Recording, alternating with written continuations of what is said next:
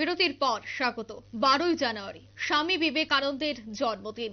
ওনার জন্মদিনকে কেন্দ্র করে একাধিক সামাজিক কর্মসূচি বা একাধিক অনন্য কর্মসূচি হাতে নিয়েছে হাপানিয়া সিনিয়র সিটিজেন ফোরাম এবং তারা একাধিক কর্মসূচি হাতে নিয়েছে। প্রথমত দেখা গেছে যে বসে আঁকো প্রতিযোগিতা এবং বিভিন্ন রক্তদান শিবির সহ স্বাস্থ্য শিবিরের আয়োজন করেছে হাপানিয়া সিনিয়র সিটিজেন ফোরাম এবং তারা আজকের এই বিষয়কে কেন্দ্র করে সংবাদ মাধ্যমের মুখোমুখি হয়ে কি বলছেন শুনুন।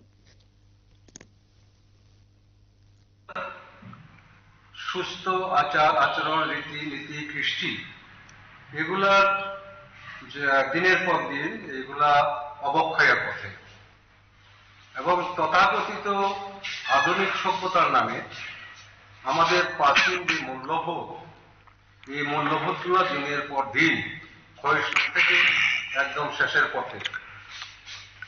দেখেছি যে সমাজে প্রত্যেকটি senior citizen that is elderly people are feeling very much insecurity in the society.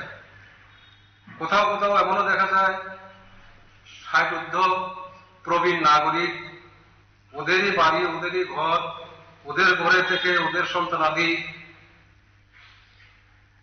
ন্যূনতম যে একটা ব্যবহার সেটাও করে না। ছেলে ঘুমাচ্ছে বিল্ডিং এ, বারান্দায় দেখা যাচ্ছে কি বারান্দায় মা বাবার জায়গা, সেটা তো মেনে নেওয়া যায় না। যার পরিপ্রেক্ষিতে আমরা সিদ্ধান্ত নিচ্ছি আমরা প্রবীণ নাগরিক কিন্তু অথর্ব না, আমরা সমাজের এমন কিছু কীর্তি হচ্ছে যে এগুলোর উপর আমরা আলোকপাত করব। সমাজে এখন সিনথেটিক ড্রাগ যেটা কোনো গন্ধ নাই কিছু নাই কিন্তু পকেটে থাকে, যুব সমাজ আজকে ভেরি মাস ড্রাগ অ্যাডিক্টেড দেখা যাচ্ছে। সবাই না কিন্তু র্যাপিডলি এটা বৃদ্ধি পাচ্ছে। তো আমরা চিন্তা করলাম এটার উপর আমরা একটু দেখবো কিছু করা যায় কিনা। তারপরে ড্রপ আউট স্টুডেন্টের ব্যাপারে আমরা দেখবো। ব্লাড ডোনেশনে দেখা যাচ্ছে ব্লাডের জন্য অনেক রোগী, মুমূর্ষু রোগী, সেগুলা সঠিক মতো ব্লাড পাচ্ছে না। এখন ব্লাড ডোনেশনের ব্যাপারে আমরা জনজাগরণ সৃষ্টি করব।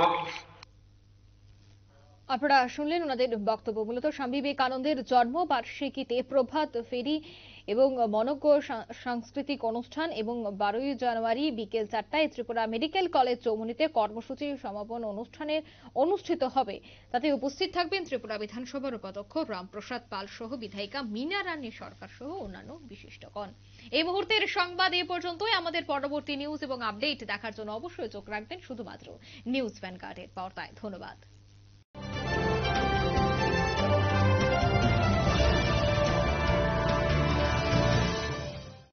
যখন রাধি